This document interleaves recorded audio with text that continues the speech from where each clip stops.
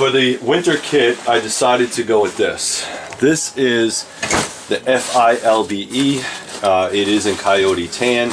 A lot of people call it the USMC pack. All right, it's the replacement of the ILBE pack that used to come in digital camouflage.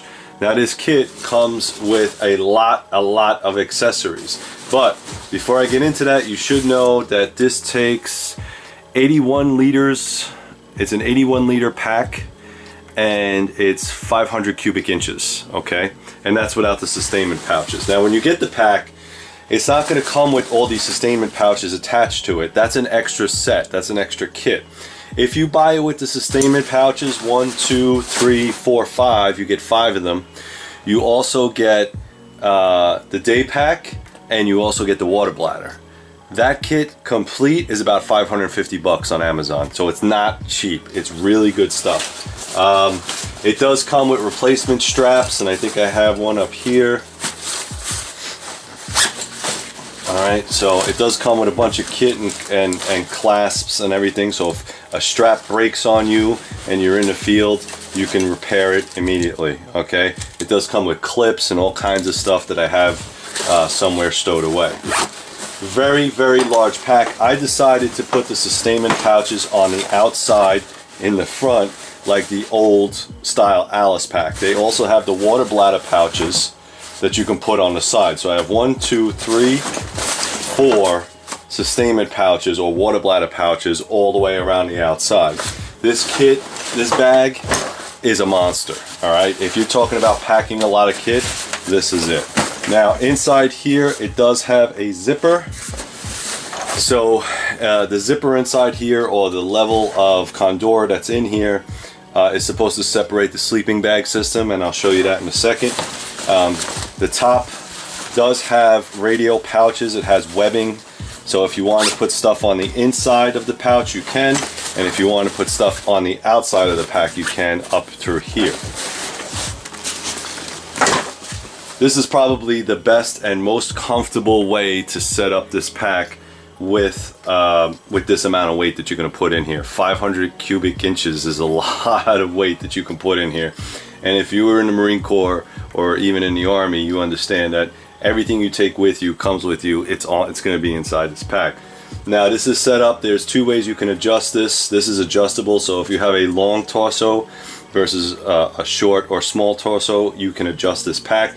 Everything's adjustable. Sternum straps, the waist belt, everything here is adjustable. Okay, so it's great. Really nice pack.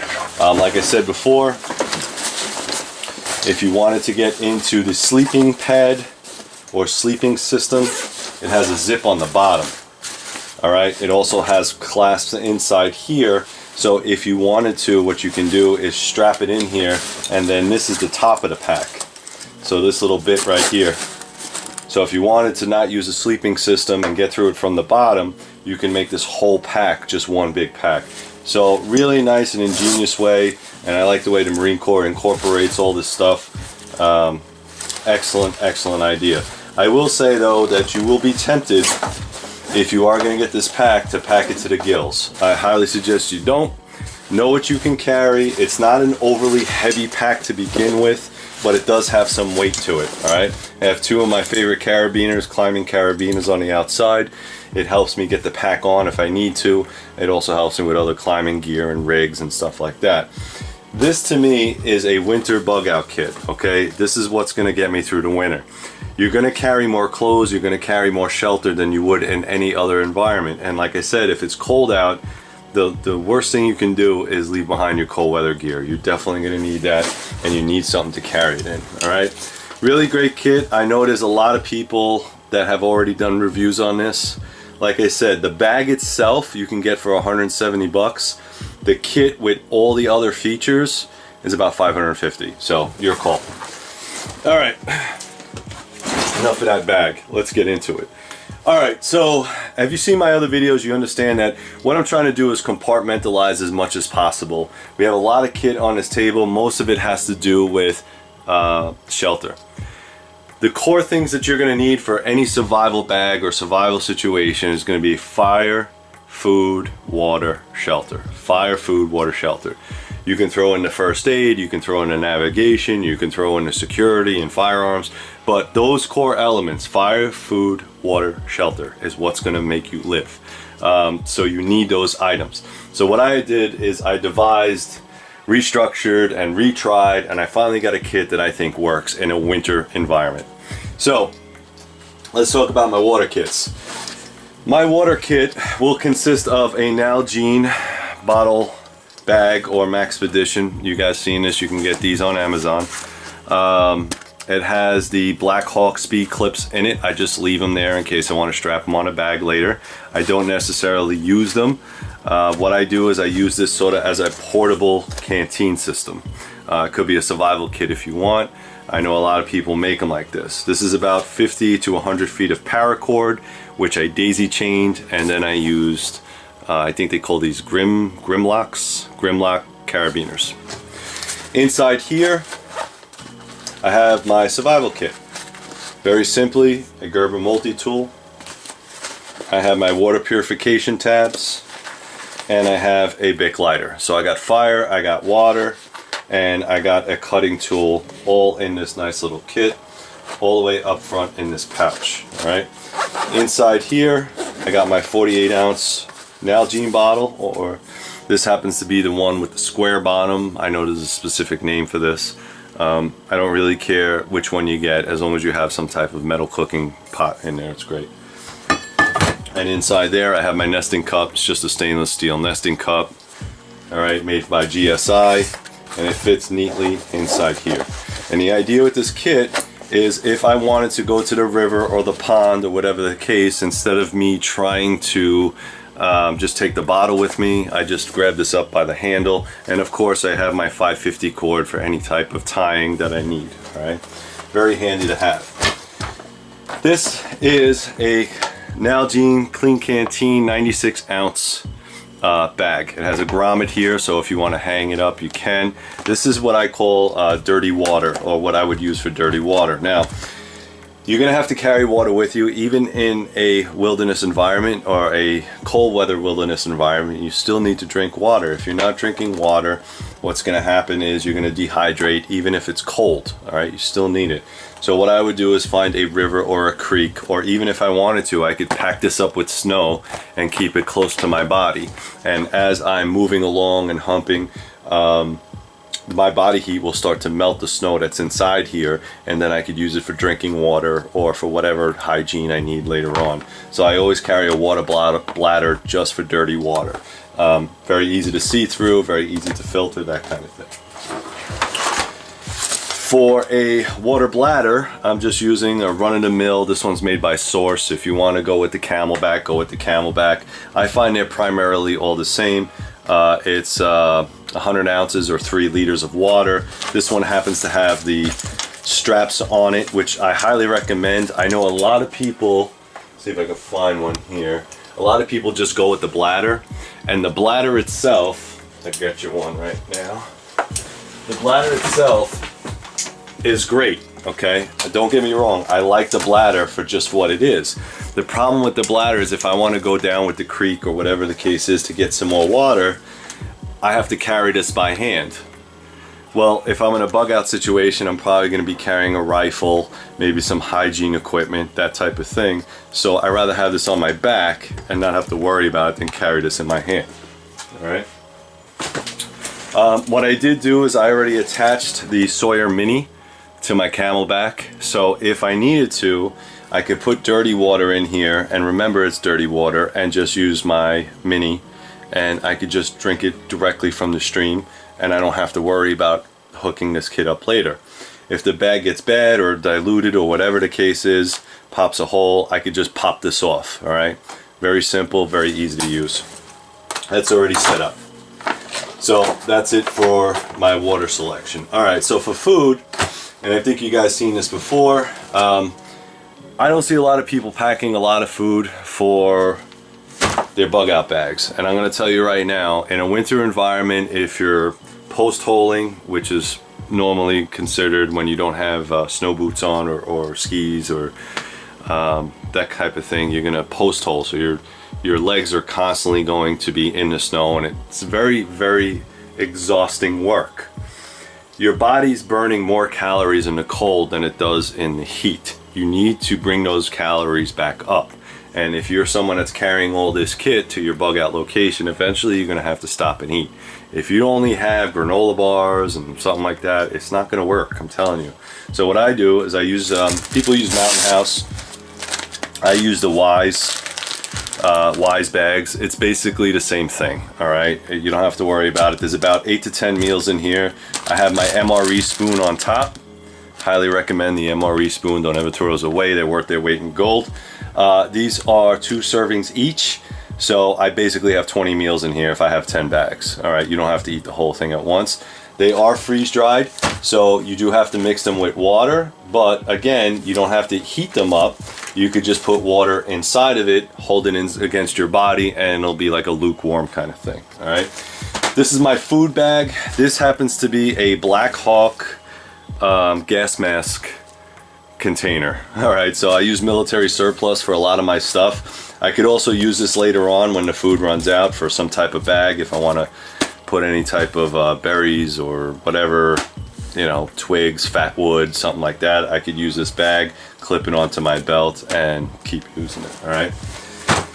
All right, so for the pot, I'm gonna go with the Zebra stainless steel 16 centimeters. I think it's a 2-quart pot. I'm not really sure, but I'm pretty sure it's a 2-quart pot in American terms. But the Zebra stainless steel are great because they come with the bail handle. Now this is a big pot, but what you got to understand is that if you are in a snow type environment, you have to burn or melt a lot of snow in order to get water. It's triple the amount because a lot of snow is filled with air, and air is going to evaporate immediately. So if you fill this thing up to the top with snow and you try to melt it, you're only getting 2 inches of water, so you got to constantly keep refilling it. So I always want a heavier or a larger pot.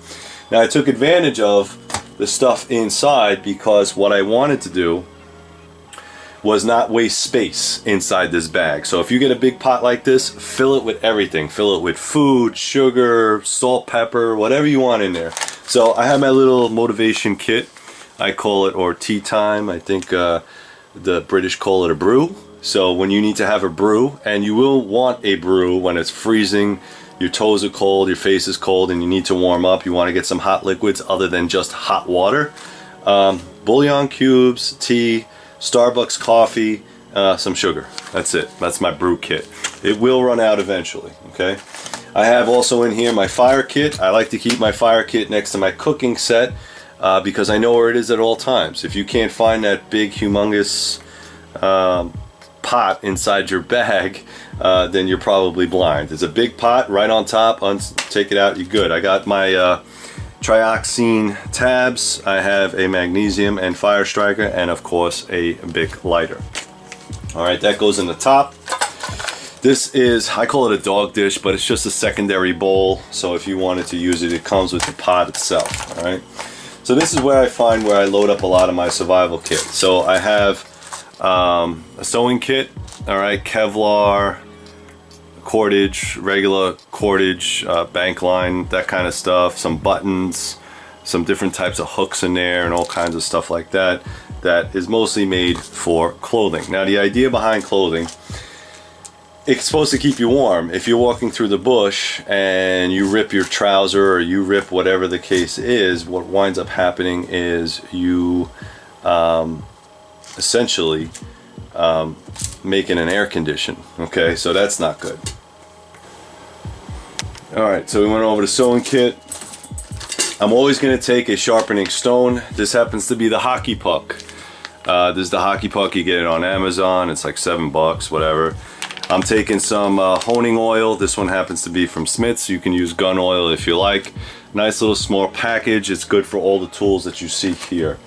Inside here I have a chopped down version of an MRE spoon. In case I lose that one, I just cut the handle off so it fits neatly inside my pack. All right, inside here I don't want to take it all out, but you can see I have fishing wire, fishing kit, I have snare wire, I have yo-yos. These yo-yos are automatic yo-yos that you tie them up to a tree, and when the fish bite, it automatically releases and it bites, and it takes the It holds onto the fish while you're out doing your trapping, your hunting, or whatever the case is.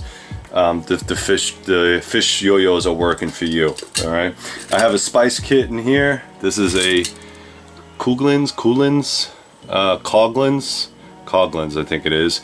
Paprika, curry, cayenne, garlic, salt, black pepper, salt, and that's it. I got this relatively cheap. I got it on Amazon.com. I thought that, you know, sometimes game meat or fish don't always taste the way you want it to, and you will have to get used to game meats if you are out in the wild and you're used to eating hamburger or pasta all the time. It doesn't always taste what you think it will. So I keep all this kit inside here. Seems to work pretty good. And I got some fire. I got everything inside this pot. This pot in itself could be its own survival kit if you wanted to. All right, so you put the things in there that you feel that are necessary. Now I have a first aid kit here. This is a little bit more robust, and I want to talk a little bit about first aid, meaning when you're out in the field and you're humping a lot, the problems that you're going to run into are mostly going to be feet, ankles, back, stomach problems, and headaches. That's it. You're going to be sore in your joints. Your knees are going to hurt, especially if you're carrying all this stuff over rocky terrain. You're going to get blisters, and I don't care who you are. If you are not if you're not someone that hikes a lot or in the military, you're still going to get blisters. So pack some things for that. Now I do have trauma stuff in here specifically for major injuries. And when I mean major injuries, I mean mostly that you fall off a cliff, you break an ankle, you get attacked by a bear. Those are major injuries, all right? GSWs, gunshot wounds, unless it's, like I said, civil unrest, you really don't have to worry about. But this is a Condor kit. This is the EMT tearaway bag. Now I'm not going to take everything out of there, but I want to show you some stuff that I got in here. Trauma shears. I have the black gloves, nitride. Always get nitride. I don't know why. Just get nitride gloves. They're excellent. Triangle band-aid. Bunch of 4x4s. Some 2x2s and gauze. I do have ace bandage, so if you twist an ankle. This is my tourniquet in here. I have some packable gauze, so if you do get a bad wound. And inside here I have all my boo-boo ouch stuff. So I got tape, I got burn gel, I got band-aids, I got Advil. I do have some moleskin in there for blisters. And also I carry cold medication and Tums. Some chapstick obviously for your lips. Now I want you to understand that the reason that I carry cold medicine, and I don't know if you can tell right now, but I do have a cold and it's the summertime. You have to realize that when you go through a traumatic exchange or experience such as a bug out and you go into a cold wilderness environment, and I always yell at people that keep their thermostat up to 80 degrees inside their house, and then when they go outside they freeze to death. And like, it's not necessary unless you are 80 years old and your body doesn't regulate its temperature like it used to. You could survive at a nice balmy 65-70 degrees. It doesn't need to be 80-90 degrees. It takes, what is it, up to 30 degrees is when water starts to freeze. Okay, so you can handle probably up to 50 degrees depending on how healthy you are, all right, without freezing to death, as long as you're thermoregulating your body and have the right kit. That being said, cold injuries are always a problem. You got to watch for hypothermia. You don't want to wear too much clothing when you're out there because you can freeze. You start to sweat, and then when you sweat and you stop, you freeze, you get hypothermia, and you start losing body parts, and that's no fun for anybody. All right, so hygiene kit, very small, compact hygiene kit. This is just a regular little Spec Ops. I told you I was a big fan of Spec Ops. I got my little see in the dark when I got to go poo. All right, so you take this whole kit with you, and it doesn't have a lot of stuff. It certainly doesn't have the stuff that you would need in a summer environment, and that's why I have two different bags. So in here, soap suds, big fan, camp soap suds. I have my baby wipes in there for my butt, shaving kit, toothpaste, toothbrush, some hand sanitizer, and a washcloth, and of course a mirror. Mirror doubles as a signaling device if you need it. I mostly use it to shave, and I know a lot of people do not shave in cold environments because they want to grow a beard, and that's fine. If you want to look like Grizzly Adams, I don't have a problem with that. I think that what happens is that after about 3 or 4 days of not showering and not taking care of your clothes and all that other stuff, your body starts to deteriorate, and when that happens, you start getting rashes and lesions and all kinds of weird stuff start happening to your body, and then you can't carry on. So try to maintain a nice healthy habit. So what I would do is, you know, I get up in the morning, brush my teeth, try to clean off the morning dew, whatever it is, go do my work throughout the day, and before I go to bed at night, I do a nice thorough scrubbing of my clothes, my boots, myself, my weapon, whatever the case. Alright, so for tools, I'm going with this. This is a Husqvarna, which is also made in Sweden, and they probably make one of the best, most affordable axes you can get. Now, Gainsford Brooks, I have one, love it. This is half the price. So depending on what you like is up to you. All right, so I'm not going to go much into axes, although to say that in a cold environment you will need an axe more than a saw, and the reason is because when the wood freezes, and don't forget guys, wood, water, you know, it kind of freezes, makes it a big chunk of ice. If you have to break through a river because it's froze over, you're going to need an axe to do it. All right, your saw is not going to be able to cut through it. That being said, an axe is probably one of the best survival tools you could have in a winter or cold environment. That's why I have one in this pack. Now, that being said, if I wanted to carry or make some type of shelter that doesn't require modern technologies, or you know, if I'm going to build a log cabin out in the woods for me and the missus, I want the best saw that I can get, the biggest saw that I can get, and the lightest saw that I can get. So this is the Silky Big Boy, extra large teeth. It works great. I haven't used it in a winter environment, but I'm pretty sure the guys up in Canada would love this, or any bushcrafter would love this. They're not very expensive. You can get them in different sizes, but I like the big saw teeth on that. All right, I'm a big fan. Also, I decided to carry a shovel. Now this shovel is the USMC modern shovel. It's not the old style. This one is made by Gerber.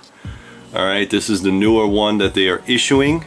The old ones were made mostly of aluminum. They have the same features, so if you wanted to, you can use it in this fashion, or most likely you'll use it in this fashion, and of course it screws down to lock it in place. This Gerber shovel or spade, whatever you want to call it, is lighter than the original ones that we got issued to us. The original ones were all steel, excellent e-tools, you know, they work. Nothing bad to say about them, but this is the new lighter version that the Marine Corps went with, so whatever, it works. Now, a lot of people would not carry a shovel or a shovel of this size, and this is probably one of the items you could omit. However, being that it's a cold weather environment, if you're not going to carry a shovel like that, I would suggest you carry a snow shovel. If you are out there surviving, you need something that's going to move snow. You can try to move snow with your hands and feet, but what's going to happen is they're going to get cold and wet, and again, that frostbite problem. So have some type of shovel. If you don't want to carry that, carry a snow shovel. It's big, it's plastic, it doesn't weigh a lot, and you're good to go. I like to use that as a multi-purpose item, because if I got to go to the bathroom, or I got to dig a trench, or if I got to use snow, at least I got a shovel and I'm not getting my hands all wet. Alright, so the belt knife. Alright, this is the belt knife that I'm putting in this pack. This is the SE5. I'm a big fan of SE. Alright, this is the 1/4 of an inch. This is the big thick daddy. Now again, when I say snow or cold weather, I'm thinking of ice. Ice is a bitch. It's a beast. It's a pain in the ass. It's cold. It's miserable. It's wet. But it can save your life in some circumstances. But I want a nice, robust knife. Now, guys that watch this channel know that I'm a knife maker. Why don't you put your own knife in your own bag? And I'm going to say, simply because of this video, and because I have a large amount of knives, I'm going to use something that's commercially made and commercially available. That's not to say at the last minute I'm not going to take this knife and toss it out and just put one of my knives in the bag. It just depends. If you guys are interested, I think this is a good choice. Any of the SE products would do you fine. What I like about this knife, mostly the case or the Kydex is made extremely well, and you can get these add-on pieces in the back by SE. But it also has a survival kit. A survival kit you purchase separately on Amazon.com. And inside here, I'm not going to open it, but it comes with its own Altoids tin. What I put in this tin, and you can see it's pretty beat up. All right, you can buy these on Amazon separately as well, made in China. It's not a big deal. I always try to keep a survival tin or survival kit on my knife because I don't want to take this with me everywhere I go. So I have to have some items in here that will work. So any type of fire making, some fishing supplies I'm going to put in here, some water purification tablets, a compass. The button compass fits great in here. Any type of sharpening tool if I wanted to sharpen my knife up or keep the edge nice and dry, or even like a water bag, some type of Ziploc bag, I would put it in here. And the idea again is if I walk somewhere and get lost in the woods, or I have to ditch and bail, at least I have a nice survival kit on my side that I have something that I could work with. Okay, so I don't need anything else. As far as lighting goes, I'm going with the tried and true chem lights. I'm a big fan of chem lights. I've used them for years. Try to get the 12-hour ones. Once they burn out, they're garbage, but they don't require a lot of maintenance. You snap the stick, it lights up 12 hours, and then you're done. I also have a Cree flashlight with 2 extra spare batteries. You can see that these Cree flashlights go for about $4 on Amazon. Stock up because they are super cheap. They work very well, and they only require AA batteries. Now, when I say electronics, trust me, I have a electronic addiction, obviously, but I can't bring a freaking generator with me. I cannot bring solar panels. Now, I know they have travel solar panels, and I have them. They're excellent. I have portable batteries. I have all that crap. The thing is, this is an inch bag. I'm not coming home. If the place where I'm at is so bad that I can't, fathom what's going on back home, so I'm leaving the area, okay? Most electronics are going to run out eventually, so your batteries are going to die, your radio is going to die, your cell phone's going to die. I don't know where I would go where I would not be able to plug in once I get out of that environment. So my idea to bug out is to get from point A to point B as safely as possible, and to make sure that I have enough juice or battery power to do that. If I lose my cell phone, great, I don't care. I have a map and compass, I know where I'm going. Or if the battery runs out, I'm not going to panic, okay? Cell phones are great. They have GPS trackers. They know exactly where you are. You can call for help, that kind of thing. They're great, but eventually they're going to die. They're going to lose battery. If you want to carry a spare battery, great. And then what happens is that battery dies. So now you have all this extra stuff that you're carrying. I try to go very little on electronics. Case in point, this is a weather radio, NOAA radio. I keep the batteries out, so. Alright, this is my Voyager Catio Solar Crank KA500. You can get these on Amazon. It does have a solar power on it, and it does have a light in the back. This does have all the weather bands. It has AM, FM weather, SW1, SW2, which is shortwave 1 and shortwave 2. It could, you can use the crank. It has a sonar crank, a solar crank. It has no alerts. It has a light.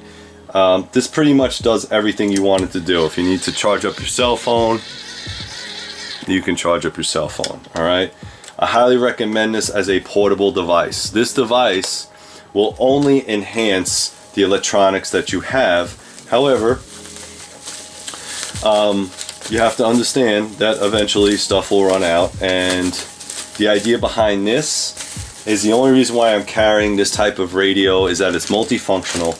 It will give me an idea of what's going on back home, where I'm heading to, providing that the world is still standing, right? Again, like I said, you know, Katrina, that kind of thing, disaster. But you know what I've learned? Over the years, television might go out, cable television might go out, but radio has always worked. Ham radios have always worked. So if you want a cable, a radio or a ham radio, I highly recommend it. Navigation, I'm going with my compass. I have multiple compasses. If you are going to get a compass, I recommend either the Sunto or the US military grade lensetic compass. All right. And not for nothing, but these compasses are extremely accurate. They glow in the dark. And I could bet my life on this. I can't say that about every single compass. I've learned to use this. I'm a master at it. All aspects of this compass. A true lensetic US military compass is going to run you about $80, depending on where you purchase it from. If you buy a cheap China knockoff, it is not going to be as accurate, and you're going to be walking around in the woods for a very long time. So buy the good stuff, okay? Buy once, cry once, that kind of thing. You don't want to buy something like this, buy the Suntos. They're extremely accurate. And of course, I have my maps in there of the Appalachian Trail, and I also have my map of my state. Inside here, I have my little survival and evasion manual, 6 ways in, 12 ways out, and basically it's just a survival pub that was reprinted. And I like this a lot because, you know what, there's times when you can pretty much think about the things that you need to do and just get it done, and that's going to be based on your experience. But I don't know everything. I'm not a survival expert. I just know from the field what works for me. So having some type of reference, I know that a lot of people go with the Lofty Wiseman Pocket Edition SAS Survival Guide. It's like this big by this big, but they're very hard to find at a cheaper rate. I think they're selling for Amazon for like $100 new. I'm not buying a book for $100. I'll just, you know, I'm just not doing it. So some writing material in here as well, all waterproof, that kind of thing. All right, let me get on this side. So now shelter is going to be super huge, because shelter, in my opinion, is what's going to keep your ass alive. All right, we can start off with the clothing. I always like to start off with a good pair of boots.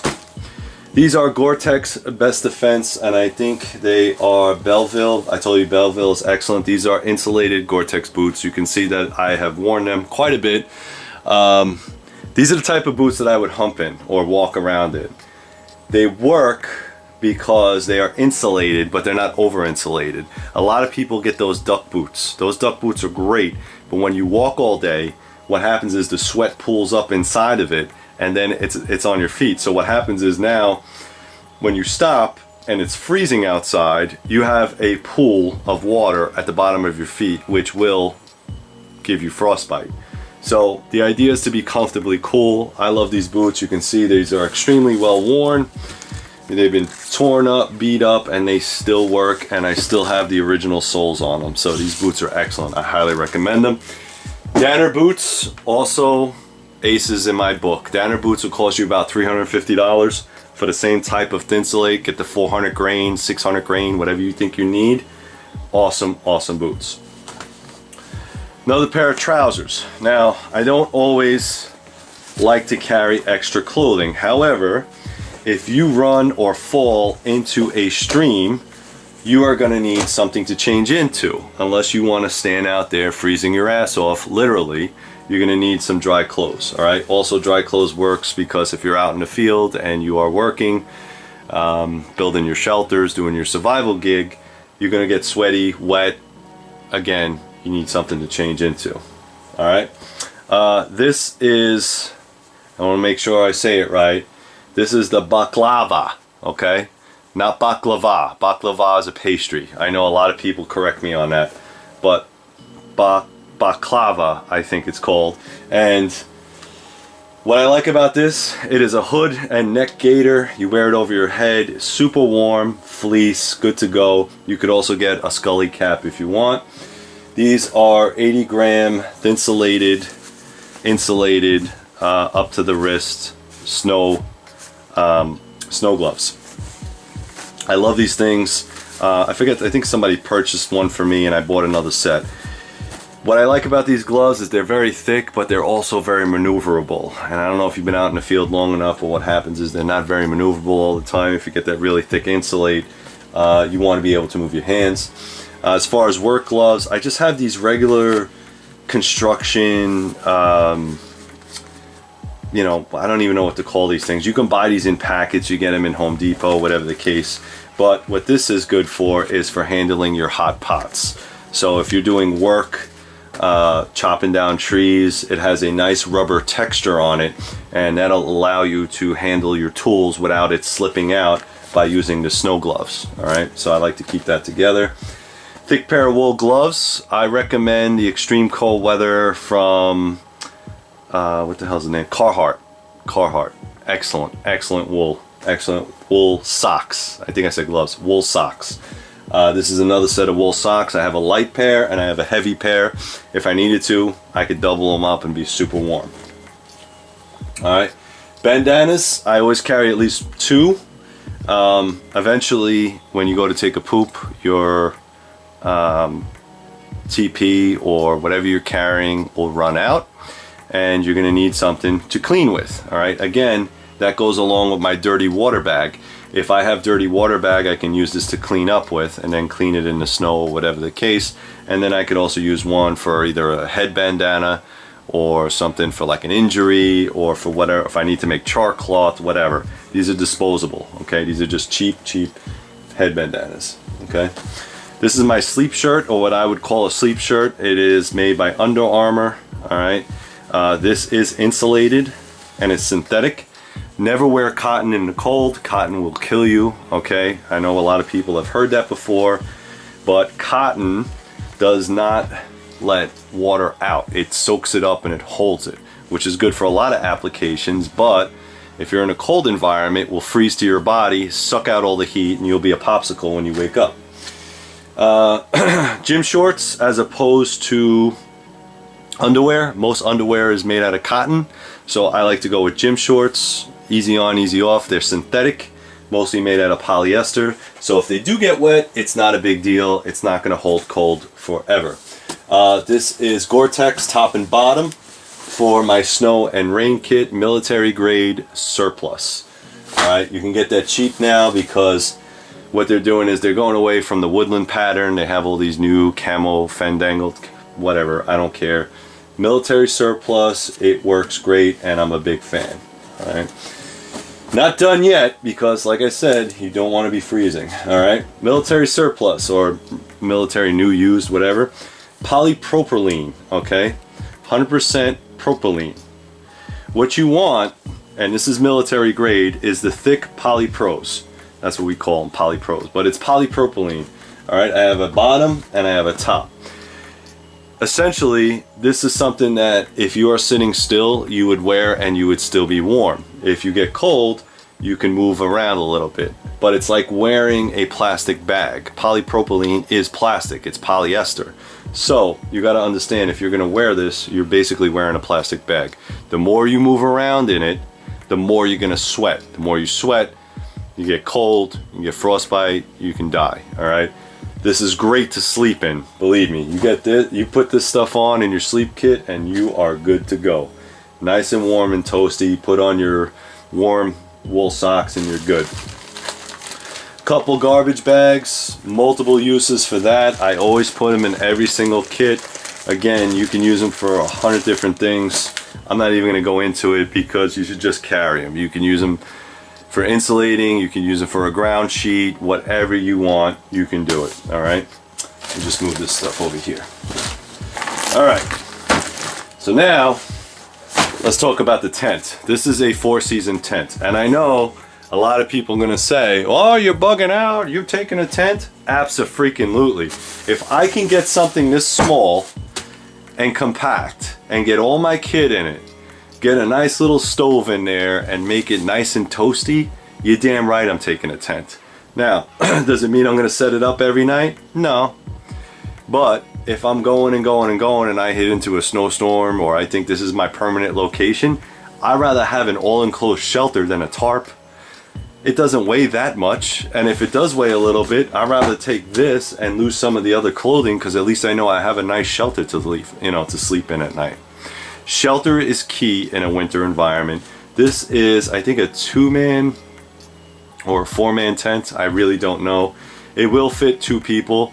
What you have to understand is, if you are a big person like I am, I'm 6'4", I'm tall, so depending on the dimensions, depending on what other stuff you're carrying with you, if you're with somebody else, always go one size bigger. All right, so if you want if you're one person and they do sell 1-person tent, get a 2-person tent, because at least you'll have room for the rest of your gear. Thermarest, nothing special there. It's a Thermarest. All right, excellent. Blow it up, keeps you off the ground. You do not want to freeze to death. Absolutely too cold. You got to do something. If you're going to use the garbage bags and try to fill it with leaves or boughs, I know a lot of people use spruce boughs or pine needles or whatever you need to put it under there. Great. I would put it under the tent first, then put the tent on there. Okay.